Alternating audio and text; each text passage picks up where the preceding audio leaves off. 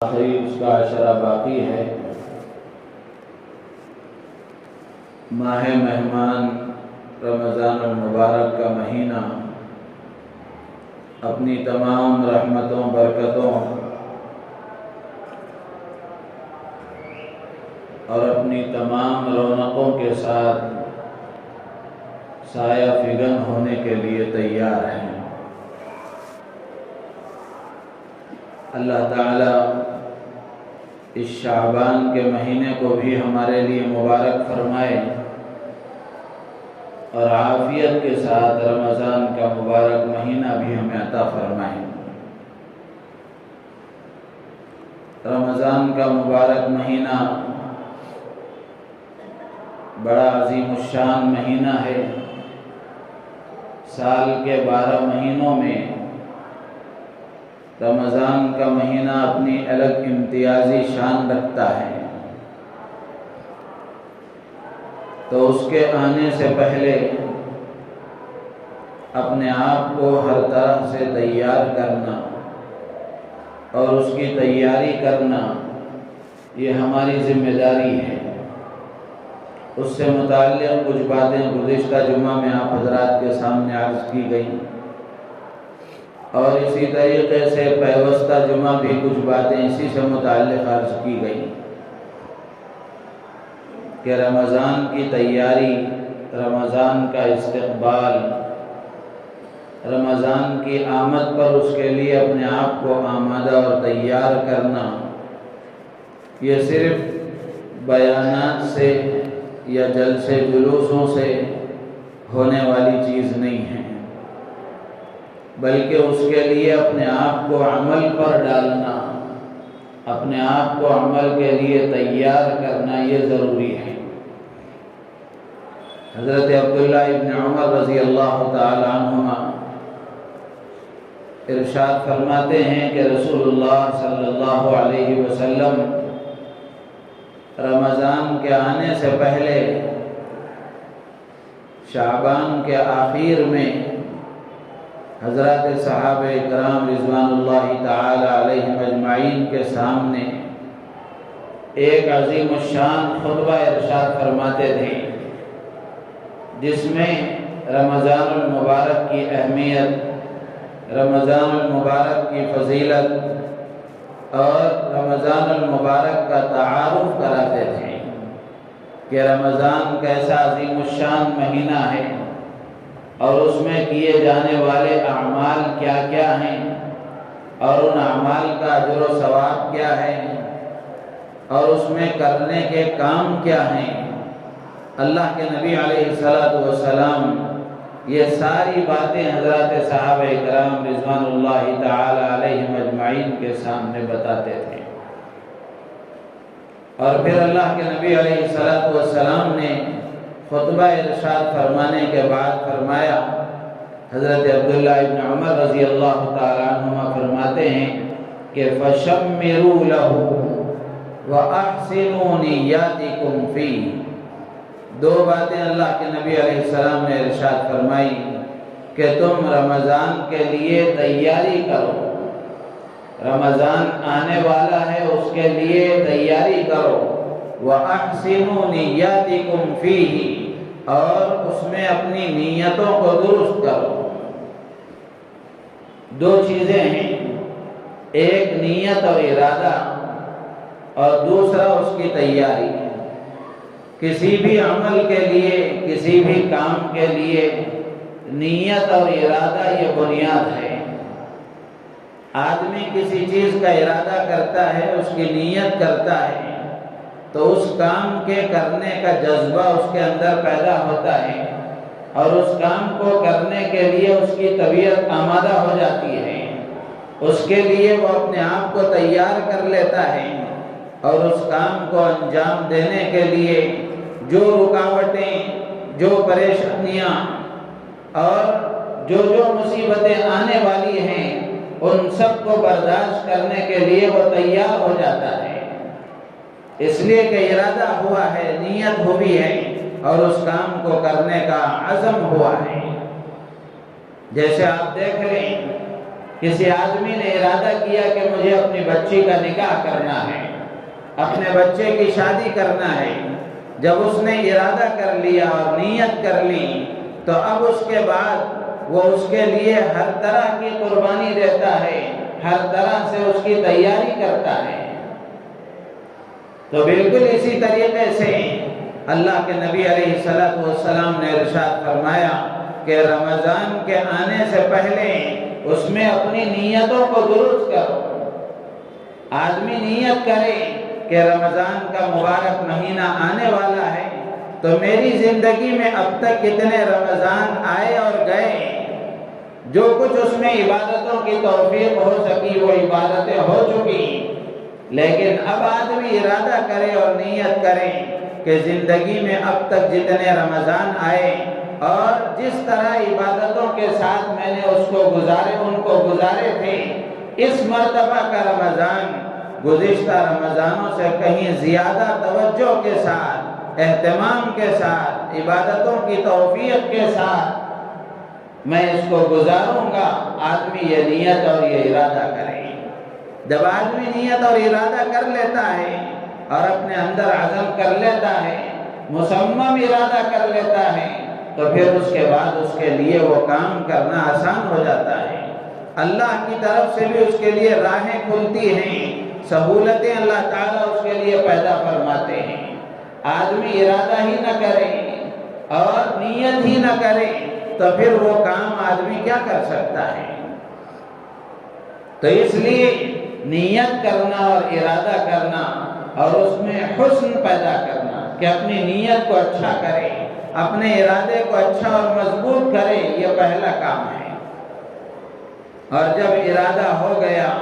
نیت ہو گئی، تو اب اس کے بعد اس کے لیے تیاری کرنا۔ اللہ کے نبی علیہ السلام نے فرمایا، حضرت عبداللہ ابن عمر رضی اللہ تعالیٰ عنہما بتاتے ہیں کہ فَشَمِّرُوا لَهُ، کہ اللہ کے نبی علیہ السلام نے ارشاد فرمایا کہ تم رمضان کے لیے تیاری کرو۔ اور یہ قاعدہ ہے کہ کسی کام کے لیے اس کام سے پہلے تیاری کی جاتی ہے۔ کسی کام کے لیے اس کام سے پہلے، اس کے آنے سے پہلے تیاری کی جاتی ہے۔ مثال کے طور پر مہمان گھر کو آنے والے ہیں تو مہمان کے آنے سے پہلے آدمی تیاری کرتا ہے، تب جا کر مہمان نوازی صحیح ہوتی ہے۔ مہمان کے آنے کے بعد تیاری نہیں ہوتی، اس لیے کہ مہمان کے آنے کے بعد اگر آدمی تیاری شروع کرتا ہے تو نظام میں گڑبڑ ہو جاتا ہے۔ تو بالکل اسی طریقے سے رمضان کے آنے سے پہلے یہ بھی اللہ کا مہمان ہے جو ہم پر آنے والا ہے، سایہ فگن ہونے والا ہے، تو ہماری ذمہ داری ہے کہ ہم رمضان کے آنے سے پہلے تیاری کریں، اپنے آپ کو آمادہ کریں اور ہر اعتبار سے اپنے آپ کو تیار کرنے کی فکر کریں۔ تیاری دو طرح کی ہے، ایک دنیاوی اعتبار سے اور دوسری اخروی اور دینی اعتبار سے۔ دنیاوی اعتبار سے تیاری یہ ہے، اس کی مختلف شکلیں ہو سکتی ہیں، دو چار باتیں اس سے متعلق آپ کے سامنے عرض کی جا رہی ہے۔ پہلی بات یہ ہے کہ دنیاوی اعتبار سے تیاری یہ ہے کہ آدمی رمضان کے آنے سے پہلے ہی شعبان کے مہینے میں ہی عید کی جو شاپنگ ہے اور عید کی جو خریداری ہے اس کو آدمی مکمل کر لے۔ ایسا نہ ہو کہ عید کی شاپنگ کے نام پر، خریداری کے نام پر رمضان کی مقدس ساعتیں بازاروں کے نام ہو جائیں، نہ اس میں نمازوں کا خیال ہے، نہ اس میں گناہوں سے بچنے کا احساس ہے، بلکہ آدمی رمضان کی مقدس ساعتیں بھی ویسے ہی بیکار کر دیتا ہے جیسے سال بھر آدمی وقت گزارتا ہے۔ تو اس لیے رمضان کے آنے سے پہلے ہی آدمی اپنے عید کی شاپنگ سے فارغ ہو جائے تاکہ یکسوئی کے ساتھ، دل جمعی کے ساتھ اور پوری لگن اور توجہ کے ساتھ رمضان کا مہینہ اللہ کی عبادت میں گزار سکے، اللہ کی طرف متوجہ ہو کر گزار سکے۔ ورنہ اگر عید کی شاپنگ کا مسئلہ حل نہیں ہوا تو دماغ میں وہ بات باقی رہتی ہے اور ہمیشہ اس کے لیے آدمی فکر مند رہتا ہے کہ اب یہ کرنا ہے، اب وہ کرنا ہے، توجہ اللہ کی طرف سے ہٹ جاتی ہے۔ عبادتوں میں جو دل جمعی ہونی چاہیے، اللہ کی طرف متوجہ ہونے میں جو یکسوئی ہونی چاہیے، اس میں خلل آ جاتا ہے۔ ورنہ ہوتا یہ ہے، آپ نے بھی دیکھا ہے، ہم نے بھی دیکھا ہے، بہت سارے مسلمان مرد بھی اور اس سے زیادہ عورتیں بھی رمضان کی راتیں ان کی بازاروں کی نظر ہو جاتی ہے، جبکہ رمضان کا ایک ایک لمحہ بھی کتنا قیمتی ہے۔ اللہ کے نیک بندے اور خود امام الانبیاء ہم سب کے محسن آقا حضرت محمد رسول اللہ صلی اللہ تعالی علیہ وسلم کی زندگی ہم دیکھیں کہ اللہ کے نبی علیہ السلام رمضان کا کتنا اہتمام فرمایا کرتے تھے۔ ہم ان کے نام لیوا، آپ کا کلمہ پڑھنے والے، آپ کے امتی کہلانے والے، آپ کو آئیڈیل اور نمونہ بنا کر زندگی گزارنے والے، ہمارا عمل ان کے عمل سے اگر خلاف ہے تو پھر ہمارے دعوی نبوت میں کمی، دعوی محبت میں کمی ہے۔ تو میرے عزیز و دوست و بزرگوں، تو دنیاوی اعتبار سے تیاری میں یہ پہلی چیز ہے کہ آدمی عید کی شاپنگ شعبان کے مہینے میں ہی مکمل کر لے، تاکہ رمضان یکسوئی کے ساتھ عبادتوں میں گزرے، اللہ کو راضی کرنے والے کاموں میں گزرے۔ اور دوسری چیز یہ ہے، ظاہر سی بات ہے، گھر میں کھانے پینے کا جو سامان ہے، راشن ہے، جو سامان آدمی رمضان کے پورے مہینے کے لیے اکٹھا کر سکتا ہے، وہ رمضان کے مہینے کے آنے سے پہلے ہی رمضان کا پورا راشن تیار کر لیں، تاکہ رمضان میں اس کی طرف بھی توجہ نہ ہو۔ جو چیزیں خراب نہیں ہوتی، جن کو جمع کیا جا سکتا ہے، رکھا جا سکتا ہے، ایسی چیزیں آدمی رمضان کے آنے سے پہلے ہی پورے رمضان کے مہینے کی تیاری کر لیں، تاکہ اس میں جو لگنے والا وقت ہے وہ بھی عبادتوں میں لگے، وہ بھی اللہ کی طرف توجہ کے ساتھ لگے، اور اس میں بھی عبادتیں ہوں، اور اس میں بھی اللہ کی طرف متوجہ ہو کر زندگی گزار سکیں۔ اور اسی طریقے سے تیسری چیز یہ ہے کہ جو کام رمضان کے مہینے میں موقوف کیے جا سکتے ہیں، یعنی وہ کام جو رمضان کے مہینے میں اگر آدمی نہیں کرے گا تو کوئی نقصان ہونے والا نہیں ہے، چھوڑ سکتا ہے، ایسے کاموں کو آدمی موقوف کر دے۔ آدمی غور کرے، اپنے 24 گھنٹے کے معمولات کو دیکھے، آج کے 24 گھنٹے کا جائزہ لے کہ میرے 24 گھنٹے کیسے گزر رہے ہیں، اور جن جن کاموں میں میں اپنا وقت لگا رہا ہوں رمضان کے مہینے میں، ایسے کون سے کام ہیں جن کاموں کو اگر میں نہیں کروں گا تو کوئی نقصان تو نہیں ہوگا، ان کاموں کو موقوف کر کے وہ وقت بھی اللہ کی عبادت میں آدمی لگائیں۔ مثال کے طور پر اخبار کا پڑھنا ہے، نیوز کا سننا ہے، یا اور ایسی دوسری چیزیں ہیں، اس کو آدمی موقوف کرے، اخبار پڑھنے کے بجائے قرآن پاک کی تلاوت کرے، اللہ کے ذکر کا اہتمام کرے۔ اور اسی طریقے سے دوستوں کے ساتھ گپ شپ ہے، دوستوں کے ساتھ بات چیت کی محفلیں ہیں۔ رمضان کے علاوہ میں آدمی گھنٹوں اسی میں بیکار کرتا تھا، تو آدمی غور کرے کہ رمضان کا مہینہ یہ نیکیوں کا سیزن ہے، اور اللہ کو راضی کرنے کا موقع ہے، عبادتوں کا سیزن ہے، تو ایسی چیزوں کو بھی موقوف کر کے آدمی اس وقت کو بھی اللہ کی عبادت میں لگائے۔ ہر آدمی کا یہ معمول ہے کہ وہ روزانہ کچھ وقت ایسا گزارتا ہے جس میں دوستوں کے ساتھ گپ شپ ہوتی ہے اور اس کی محفلیں ہوتی ہیں، وہ کتنی ضروری ہیں اور کن کا ان میں کیا باتیں ہوتی ہیں وہ ہر آدمی جانتا ہے، نہ اس میں دنیا کا کوئی فائدہ ہے نہ دین کا کوئی فائدہ ہے۔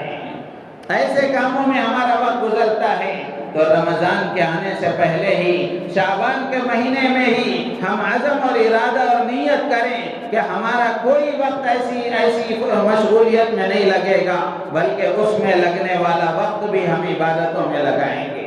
اس کو بھی ہم اللہ کی عبادت میں لگائیں گے۔ خلاصہ کلام یہ ہے کہ رمضان کا پورا مہینہ اللہ کی ذات عالی کے استحضار کے ساتھ گزرے،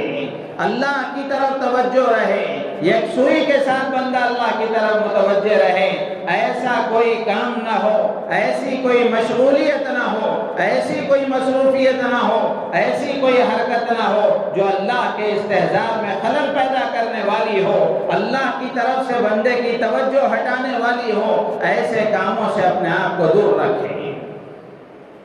اور اسی طریقے سے جو ملازمت کرنے والے ہیں، آفسوں میں کام کرنے والے ہیں، تو سال بھر میں ان کی کچھ چھٹیاں طے ہوتی ہیں، وہ کسی بھی وقت میں اس کو لے سکتے ہیں، تو دفتر سے اور ملازمت سے سال بھر میں ان کو کسی بھی وقت میں لینے کی جو گنجائش کے ساتھ چھٹیاں ملتی ہیں، ان چھٹیوں کے استعمال کا اور ان چھٹیوں کو کام میں لانے کا رمضان سے بہتر موقع کون سا ہو سکتا ہے کہ آدمی ان ساری چھٹیوں کو رمضان کے مہینے میں استعمال کریں، اور تاکہ رمضان کا مہینہ یکسوئی کے ساتھ عبادتوں میں آدمی گزار سکے۔ تو میرے عزیز و دوستو بزرگو، یہ کچھ شکلیں ہیں جو آپ کے سامنے عرض کی گئی، ورنہ ہر آدمی بیٹھ کر اپنا محاسبہ کرے، بیٹھ کر اپنا محاسبہ کریں، اپنی ذات کا محاسبہ کریں، اپنے گھر والوں کا نظام بنائیں، اپنے بچوں کا نظام بنائیں، گھر کے مردوں کا نظام بنائیں، گھر کی عورتوں کا نظام بنائیں کہ کس وقت میں کیا کام ہونا چاہیے، ایک نظام العمل کے تحت ہمارا رمضان گزرے کہ صبح میں کیا ہو، دوپہر میں کیا ہو، رات میں کیا ہو، اور ہمارا دن کیسے گزرے، ہماری راتیں کیسی گزریں، ایک نظام کے تحت اگر رمضان کا مہینہ ہم گزاریں گے۔ علماء نے لکھا ہے کہ آدمی کا رمضان جیسا گزرتا ہے سال بھر اس کا ویسا گزرتا ہے۔ رمضان اگر غفلت کے ساتھ گزرے گا تو پھر سال بھر بھی اسی طرح غفلت کے ساتھ گزرے گا۔ رمضان کو اگر ہم نے ایک شیڈول کے تحت، ایک نظام کے تحت، منصوبہ بندی کے تحت اگر ہم نے یہ رمضان کا مہینہ گزارا، اللہ کی ذات عالی سے امید ہے کہ ہماری پوری زندگی ایک منصوبہ بندی کے ساتھ گزرے گی، پورا سال ہمارا صحیح گزرے گا۔ تو ہر آدمی اپنا جائزہ لے، اپنے بارے میں غور کریں کہ کون سے کام کب کرنے چاہیے، اور کون کام ایسے ہیں جن کو اگر میں نہیں کروں گا تو کوئی فرق نہیں پڑے گا، ان کاموں میں لگنے والے وقت کو بھی میں عبادتوں میں لگاؤں۔ تو دنیاوی اعتبار سے یہ تیاری کی کچھ شکلیں ہیں جو آپ کے سامنے عرض کی گئیں، ورنہ تو ہر آدمی اپنے اعتبار سے غور کر کے اپنا نظام العمل خود بنائے۔ یہ بات اس لیے عرض کی جا رہی ہے تاکہ رمضان کا مہینہ یکسوئی کے ساتھ گزرے، اللہ کی عبادتوں میں ہمارا زیادہ وقت لگے، اللہ کی اطاعت میں ہمارا زیادہ وقت لگے، گناہوں سے ہم اپنے آپ کو بچائیں۔ اور دینی اعتبار سے تیاری یہ ہے، پیوستہ جمعہ میں نے عرض کیا تھا کہ رمضان کے آنے سے پہلے ہی شعبان کے مہینے میں ہی آدمی کو عبادتوں کا عادی اپنے آپ کو بنا لینا چاہیے، رات و دن کے معمولات ایسے ترتیب دے لینے چاہیے کہ رمضان اگر آ جائے تو رمضان میں ان کاموں کے کرنے میں کوئی دقت نہ ہو، کوئی اجنبیت محسوس نہ ہو۔ مثال کے طور پر ہم شعبان کے مہینے سے ہی، یا اگر اب تک نہ ہو سکا تو آج سے ہی ہم ارادہ کر لیں کہ 5 وقت کی نمازیں ہمیں پابندی کے ساتھ پڑھنی ہیں۔ مرد ہیں تو وہ مسجد میں آ کر ادا کریں، عورتیں اول وقت میں اپنے گھروں میں پڑھیں۔ اس کی اگر عادت ابھی سے ہم بنا لیں تو رمضان کے مہینے میں نمازوں کے لیے وقت نکالنے میں کوئی دقت نہیں ہوگی،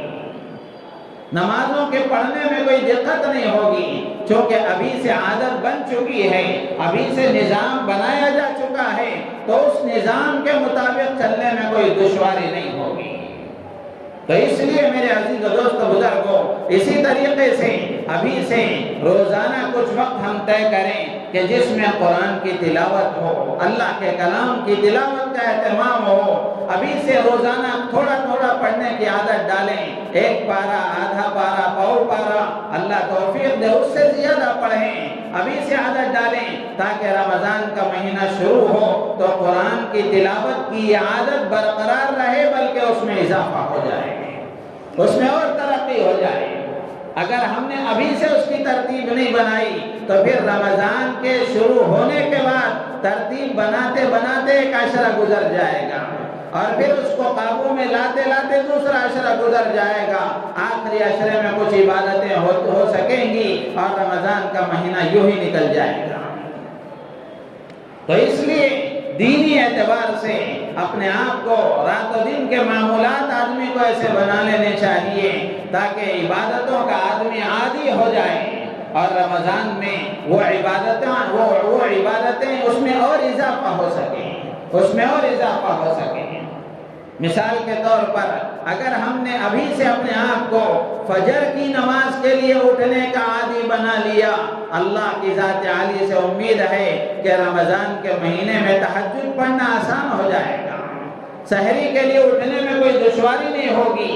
اور پھر تہجد کی 8-10 رکعتیں 12 رکعتیں 4 رکعتیں حسب توفیق پابندی کے ساتھ پڑھنے میں کوئی دشواری نہیں ہوگی، اس لیے کہ ابھی سے اٹھنے کا مزاج بن چکا ہے تو کچھ پہلے اٹھنا دشوار نہیں ہے۔ اگر ابھی سے اٹھنے کا مزاج نہیں ہوا تو رمضان میں پھر آدمی کے لیے اٹھنا بوجھ معلوم ہوگا۔ تو اس لیے میرے عزیز و دوست و بزرگوں، دینی اعتبار سے بھی جانی عبادتیں، مالی عبادتیں،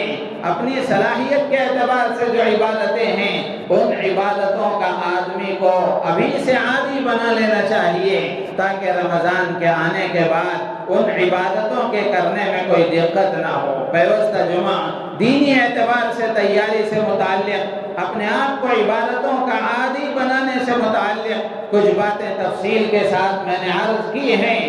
اگر آپ کو یاد ہوں گی تو یاد ہوں گی۔ تو اپنے اعتبار سے ہر آدمی نظام بنائے، اللہ والوں کا جو نظام العمل ہے، اللہ توفیق دے تو اگلی جمعہ یا اس سے اگلی جمعہ عرض کریں گے کہ اللہ والوں کا رمضان کیسے گزرتا تھا،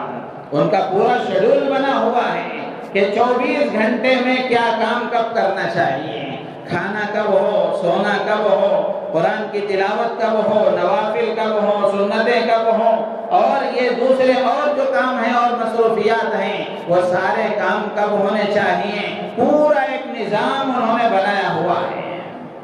اور نظام العمل جب آدمی بنا لیتا ہے اور اس کے مطابق پھر عمل کرتا ہے تو اللہ تعالیٰ اس کے وقت میں برکت بھی عطا فرماتے ہیں، اور اس کام کو اس وقت پر کرنے کی وجہ سے بہت سارے کام آدمی سے ہو جاتے ہیں، اس کو اس کا احساس بھی نہیں ہوتا۔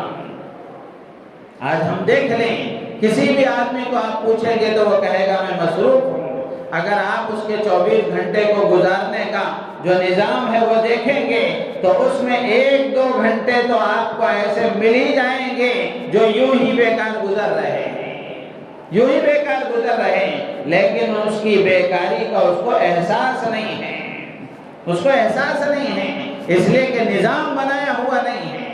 اگر نظام بنایا ہوا رہے گا تو پھر آدمی ترتیب دے گا کہ آدھا گھنٹہ یہ کام ہے، پو گھنٹہ یہ کام ہے، 10 منٹ کا یہ کام ہے، تو اس وقت میں کام کرنے کی وجہ سے 1 گھنٹے میں وہ سارے کام ہو جائیں گے جو بے ترتیبی کے ساتھ 5 گھنٹے میں نہیں ہو سکتے۔ تو اس لیے میرے عزیز و دوست و بزرگوں، رمضان کے آنے سے پہلے ہی ابھی سے دینی اعتبار سے، دنیاوی اعتبار سے ہر طرح کی ہم تیاری کریں گے تو انشاءاللہ العزیز آنے والا یہ رمضان ہمارے لیے مبارک بنے گا، ہم اس کی برکتوں کو حاصل کر سکیں گے، اس کی عظمتوں سے فائدہ اٹھا سکیں گے، اس کی رحمتوں سے ہم فائدہ حاصل کر سکیں گے۔ اللہ تعالیٰ مجھے آپ کو توفیق عطا فرمائے۔ دوسری بات یہ ہے کہ رمضان کا ادب اور احترام، رمضان کی عظمت اپنے دل میں پیدا کرنا، اس کی قدر کرنا یہ انتہائی ضروری ہے۔ رمضان کی عظمت کا اور رمضان کی عقیدت اپنے دل میں پیدا کرنا یہ انتہائی ضروری ہے، اس لیے کہ اللہ کے نبی علیہ السلام نے باقاعدہ حکم دیا ہے کہ رمضان کی حرمت کا احترام کرو، رمضان کی حرمت اپنے دل میں پیدا کرو، اس کی عظمتوں کا احترام کرو، اس لیے کہ اللہ کے نزدیک رمضان کی حرمت یہ بڑی حرمتوں میں شامل ہے۔ فَلَا تَنْتَهِكُوا، اللہ کے نبی فرماتے ہیں ناقدری مت کرو، بے احترامی مت کرو، اس لیے کہ رمضان کے مہینے میں نیکیوں کا اور برائیوں کا دونوں کا گریڈ بڑھا دیا جاتا ہے، ثواب بھی بڑھ جاتا ہے، وبال بھی بڑھ جاتا ہے۔ جیسے ثواب بڑھتا ہے ویسے وبال بھی بڑھتا ہے۔ جیسے مثال کے طور پر کچھ وقت کے اعتبار سے، کچھ جگہوں کے اعتبار سے اعمال کا وزن بڑھ جاتا ہے۔ مثال کے طور پر آدمی باہر کوئی کام غلط کرے تو اس کا ایک لیول ہے، مسجد میں کوئی غلط کام کرے اس کا ایک لیول ہے، کعبۃ اللہ میں مسجد حرام میں اگر کوئی غلط کام کرے تو اس کا ایک الگ لیول ہے۔ تو بالکل اسی طریقے سے رمضان کے مہینے میں بھی اگر کوئی آدمی نیک اعمال کرتا ہے تو جیسے اس کی نیکی کا ثواب بڑھ جاتا ہے ایسے ہی گناہ کا وبال بھی بڑھ جاتا ہے۔ اسی لیے اللہ کے نبی علیہ السلام نے حکم دیا فَاتَّقُوا شَهْرَ رَمَضَان کہ رمضان کے مہینے سے ڈرتے رہو، اس لیے کہ اس میں نیکیوں کا اجر و ثواب بھی بڑھا دیا جاتا ہے اور برائیوں کا وبال بھی بڑھا دیا جاتا ہے۔ اللہ سے توفیق مانگنی چاہیے، اللہ سے توفیق مانگنی چاہیے کہ اللہ ہمیں رمضان کے قدردانوں میں شمار فرما اور رمضان کی قدر کرنے کی توفیق عطا فرما۔ تو رمضان کی عظمت اپنے دل میں پیدا کرنا، اس کی عقیدت اپنے دل میں پیدا کرنا، رمضان کی محبت اپنے دل میں پیدا کرنا، یہ ایمان کا ایک تقاضا ہے۔ رمضان سے عقیدت اور محبت اس کے اظہار کا طریقہ کیا ہے؟ اس لیے کہ عقیدت اور محبت دل کی چیز ہے، دل کی چیز ہے۔ اس کے اظہار کا طریقہ یہ ہے کہ رمضان کی آمد کو بوجھ نہ سمجھا جائے۔ ارے اب رمضان کا مہینہ آ رہا ہے، دن بھر بھوکا رہنا پڑے گا اور رات میں 20 رکعت تراویح پڑھنی پڑے گی، فلاں اس طرح۔ ایسے بھی کچھ بد نصیب لوگ ہیں جن کی زبانوں سے ایسے جملے نکل جاتے ہیں۔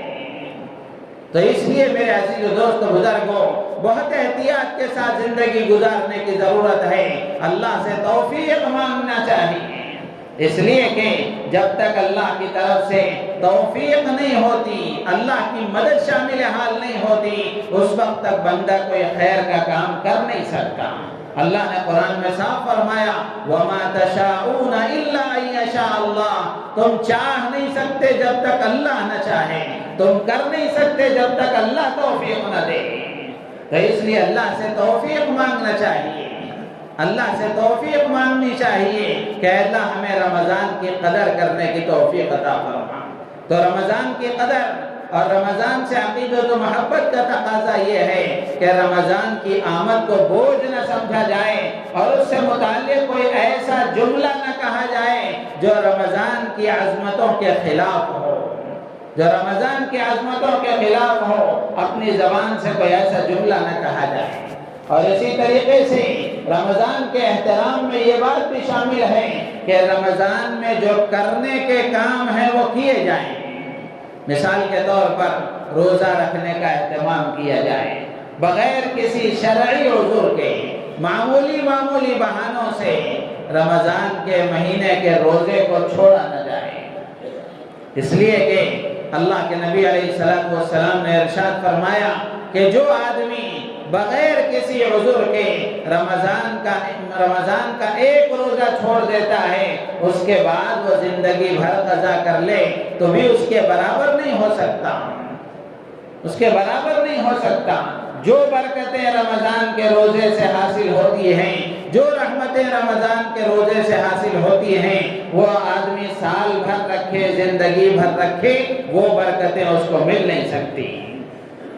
تو اس لیے رمضان کے مہینے میں روزے رکھنے کا اہتمام ہو، روزے رکھنے کا اہتمام ہو۔ بڑے افسوس کے ساتھ کہنا پڑتا ہے بہت سارے اچھے ہٹے کٹے نوجوان بھی اور بہت سارے اچھے خاصے لوگ بھی رمضان میں بغیر کسی عذر کے روزہ چھوڑ دیتے ہیں، اور ہوٹلیں آباد ہوتی ہیں، ہوٹلیں آباد ہوتی ہیں۔ گزشتہ رمضان میں ایک ہوٹل والوں نے سنایا کہ غیر رمضان میں 4-5 بجے تک جو کھانا ختم ہوتا تھا، رمضان میں 1-2 گھنٹے میں وہ پورا کھانا ختم ہو جاتا ہے۔ تو میرے عزیز دوست بزرگوں، یہ رمضان کی بے احترامی ہے، یہ رمضان کی ناقدری ہے اور اللہ کے مہمان کے ساتھ ناقدری ہے اور اس کی حق تلفی ہے۔ اس سے ہمیں اپنے آپ کو بچانا ہے،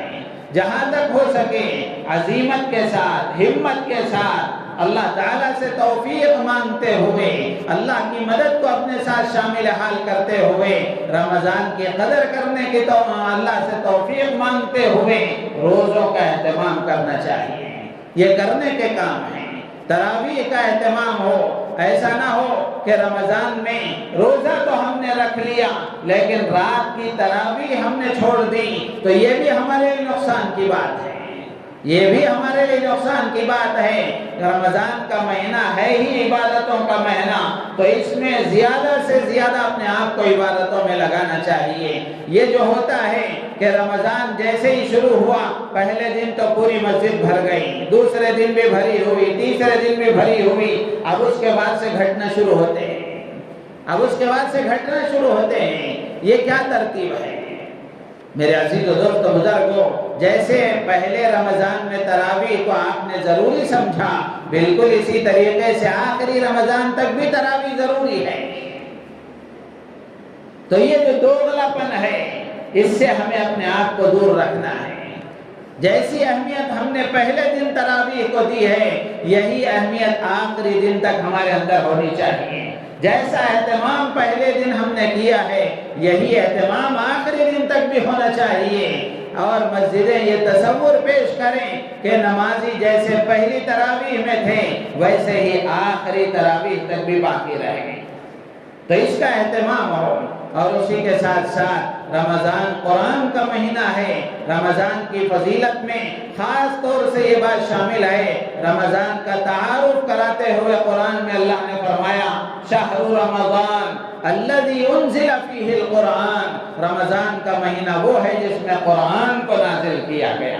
تو قرآن کے ساتھ رمضان کا قرآن کے ساتھ بڑا گہرا تعلق ہے، تو رمضان میں قرآن کی تلاوت کا خوب اہتمام کیا جائے، اللہ کے ذکر کا خوب اہتمام کیا جائے، توبہ اور استغفار کا اہتمام کیا جائے، درود پاک کا اہتمام کیا جائے، اور اسی کے ساتھ ساتھ صدقہ اور خیرات کا اہتمام کیا جائے،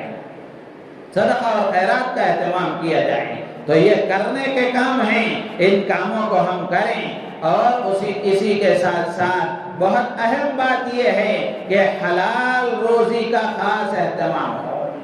رزق حلال کا خاص اہتمام ہو، اس لیے کہ اللہ کے نبی علیہ السلام نے فرمایا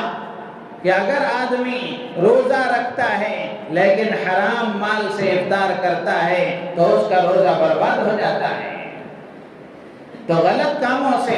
گناہوں سے اپنے آپ کو بچانا بھی ضروری ہے، اور حرام روزی سے اپنے آپ کو بچانا بھی ضروری ہے۔ حلال روزی کے حاصل کرنے کی ہم کوشش کریں، بھلے تھوڑی ملے، حرام سے اپنے آپ کو بچانے کی کوشش کریں، اس لیے کہ خاص طور سے اگر ہم مضبوط ارادہ کر کے، مضبوط نیت کر کے اللہ سے مدد مانگتے ہوئے اگر ہم حرام کاروباروں میں لگے ہوئے بھی ہیں، تو رمضان کے ایک مہینے میں اگر ہم یہ کوشش کریں کہ رمضان میں ان سے اپنے آپ کو دور رکھیں گے اور اللہ سے توفیق مانگیں کہ اللہ رمضان میں جیسے میں حلال پر اکتفا کر رہا ہوں، ایسے زندگی بھر حلال میں ہی لگائے رکھیے اور اسی میں میری ضرورتوں کے پورا ہونے کا انتظام فرما دیجیے۔ تو حرام روزی سے اپنے آپ کو بچانا یہ انتہائی ضروری ہے۔ اور اسی طریقے سے رمضان میں روزوں کو جو فرض کیا گیا اور اس کا جو مقصد بتایا گیا، اللہ نے فرمایا یا ایھا الذین آمنوا کتب علیکم الصیام کما کتب علی الذین من قبلکم لعلکم تتقون۔ روزوں کی فرضیت کا مقصد اللہ فرماتے ہیں کہ تمہارے اندر تقوی پیدا ہو جائے۔ تقوی نام ہے گناہوں سے بچنے کا، تقوی نام ہے احتیاط کے ساتھ زندگی گزارنے کا، تقوی نام ہے اللہ کے اوامر کو ادا کرنے کا، تقوی نام ہے اللہ کی منہیات سے اپنے آپ کو بچانے کا۔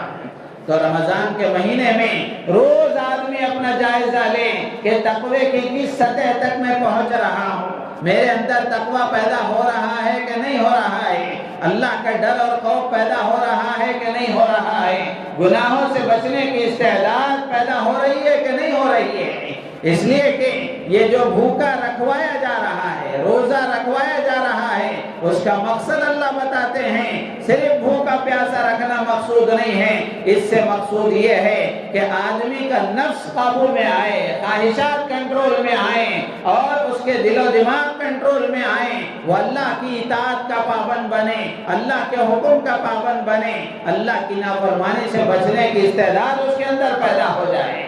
تو تقوی کو حاصل کرنے کا عزم کرنا، اس کا ارادہ کرنا اور اس کے لیے پورا مہینہ اپنا جائزہ لیتے رہنا، اس کی کوشش کرنا اور اللہ سے اس کی دعائیں مانگنا، یہ بھی ہماری ذمہ داری ہے،